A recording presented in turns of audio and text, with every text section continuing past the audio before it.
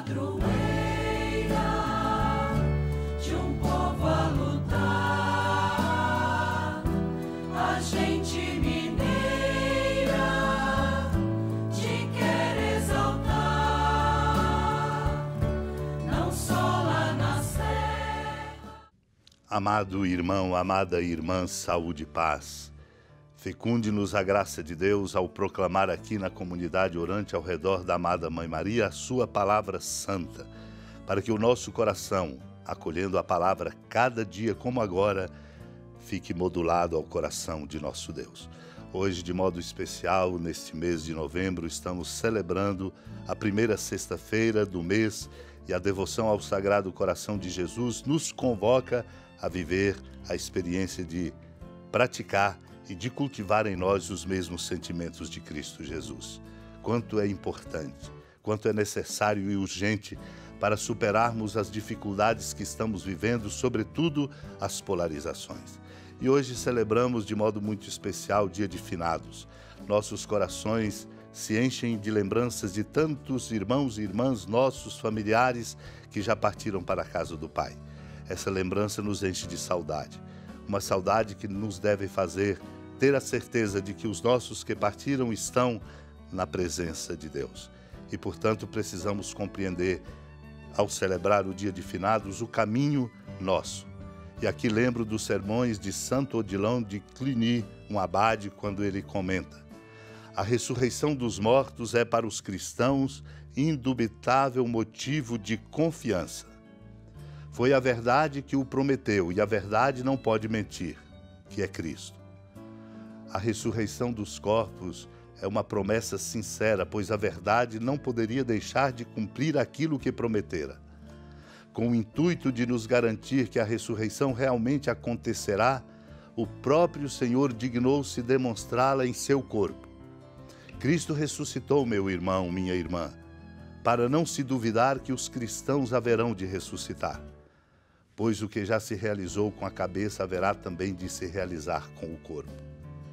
Cristo realiza isso no mundo por meio da sua misericórdia, exortando os homens a viverem fazendo o bem. Concede-lhes uma fé reta e consciente e infunde-lhes a caridade a fim de praticarem as boas obras. No último dia, ele haverá de ressuscitá-los com o corpo para lhes conceder a bem-aventurança eterna. Ressuscitados na alma, irmãos, vivamos conforme a justiça, para que possamos também ressuscitar com o corpo para a alegria eterna. Experimentemos o gosto da primeira ressurreição que Cristo nos dá, e ressuscitando também no corpo, mereçamos reinar eternamente com nosso Salvador, quando a morte for destruída pela vitória e aos fiéis for concedida a verdadeira vida e a verdadeira alegria. Naquele tempo disse Jesus a seus discípulos: quando o Filho do Homem vier em sua glória, acompanhado de todos os anjos, então se assentará em seu trono glorioso. Todos os povos da terra serão reunidos diante dele, e ele separará uns dos outros, assim como o pastor separa as ovelhas dos cabritos. E colocará as ovelhas à sua direita e os cabritos à sua esquerda. Então o rei dirá aos que estiverem à sua direita: vinde, benditos de meu Pai. Recebei como herança o reino que meu Pai vos preparou desde a criação do mundo. Pois eu estava com fome e me destes de comer. Eu estava com sede e me destes de beber. Eu era estrangeiro e me recebeste em casa. Eu estava nu e me vestistes. Eu estava doente e cuidastes de mim. Eu estava na prisão e fostes me visitar. Então os justos lhe perguntarão: Senhor, quando foi que te vimos com fome e te demos de comer? Com sede te demos de beber? Quando foi que te vimos como estrangeiro e te recebemos em casa, e sem roupa e te vestimos? Quando foi que te vimos doente ou preso e fomos te visitar? Então o rei lhes responderá: em verdade eu vos digo, que todas as vezes que fizestes isso a um dos menores dos meus irmãos, foi a mim que o fizestes. Amado e amada de Deus, somos chamados a assentar toda a nossa confiança na vitória da vida sobre a morte, porque Cristo morreu e ressuscitou. E somos chamados a pensar que o caminho da nossa vida vai nos exigir uma prestação de contas. Haverá um juízo. Por isso, quando vier o Filho do Homem, acompanhado dos anjos, assentado no trono glorioso, ele reunirá todos os povos da terra, separará, como o pastor separa as ovelhas dos cabritos, e colocará, o Evangelho nos adverte, as ovelhas à direita e os cabritos à esquerda, e haverá um juízo.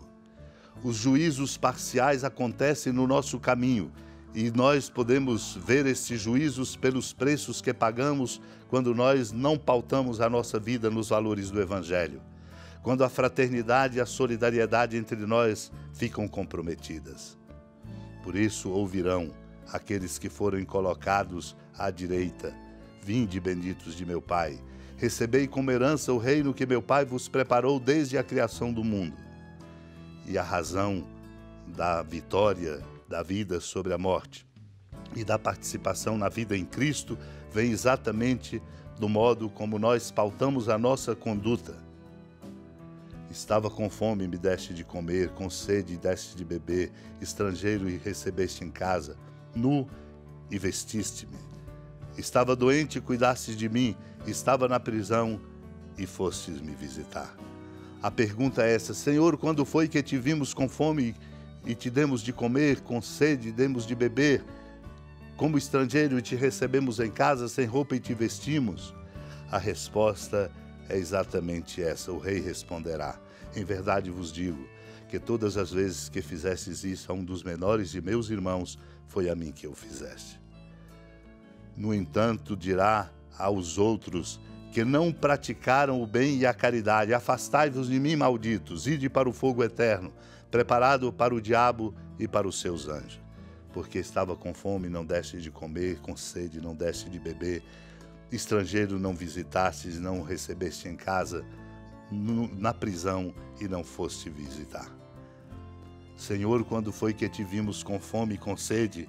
E assim o rei responderá: em verdade vos digo, todas as vezes que não fizestes isso a um desses pequeninos, foi a mim que o fizestes. Portanto, estes irão para o castigo eterno. Compreendemos, portanto, que a morte não será definitiva para nós se construirmos uma vida pautada pelos valores do Evangelho, criando fraternidade e solidariedade, vivendo uma conduta à altura da nossa dignidade de filhos e filhas de Deus, unidos em oração, na saudade e deixando ecoar em nós o testemunho de tantos dos nossos, supliquemos, unidos à amada Mãe Maria, a graça de sermos coerentes para vencermos com Cristo e em Cristo a morte com a vida definitiva. Senhora da piedade, Mãe Virgem do Cristo Deus. Lembrai-vos, ó piedosíssima Virgem Maria, que nunca se ouviu dizer que alguém daqueles que, tendo recorrido à vossa proteção, implorado a vossa assistência e reclamado o vosso socorro, tenha sido por vós desamparado. Animado com igual confiança, a vós recorro, ó Virgem das Virgens, e gemendo sob o peso dos meus pecados, me prostro a vossos pés. Não desprezeis as minhas súplicas, ó Mãe do Verbo encarnado, mas dignai-vos de as ouvir propícia e de me alcançar o que vos peço. Amém. Feliz padroeira de um povo a lutar, a gente mineira te quer exaltar, não só lá na serra, tu és esplendor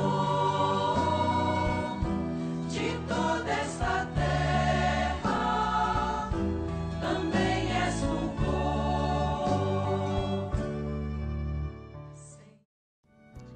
Amado irmão, amada irmã, com a alegria do Santuário Basílica da Padroeira do Estado de Minas Gerais, a Senhora da Piedade, que da sua casa de clemência e bondade nos acompanhe e nos abençoa do alto da serra, magnífica arquitetura divina, a bênção de Deus, amor misericordioso, Pai, Filho e Espírito Santo, desça sobre sua família, proteja sua casa, sustente sua vida, fecunde o caminho missionário de nossa igreja, nos encha de sabedoria e permaneça conosco para sempre. Amém. Feliz padroeiro.